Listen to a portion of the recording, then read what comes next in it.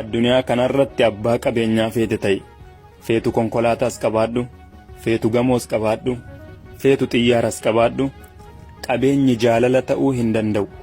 Jaalalti garuu qabeenya guddaadha. Kanaafuu nama jaallachuun dura eenyuun akka jaallattu filadhu. Namas yeroo madaaltu bifaaf dhaaba osoo hin taane hojii fi oolmaa inni keessa oolee buluun madaali. Onneen dhugaan si jaallattu sirraan fagaattu.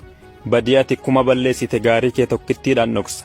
Namni ati akka malee jaallattu yoo sirraa gargar bahe sittis dhaga'amuu danda'a. Miidhamuus dandeessa. Dhibeerras bu'uu dandeessa. Garuu waa takkittiin garaa if qabbaneessi. Namni kun bultii kee borii keessatti sii ta'a osoo ta'e Rabbinuu sirraan baasu. Waan jireenya kee borii keessatti siin tolleef Rabbinuu sirraa fageessi. Biyya lafaa kanatti wanni sharafa kee gadi buusu inni guddaan namas hin barbaanne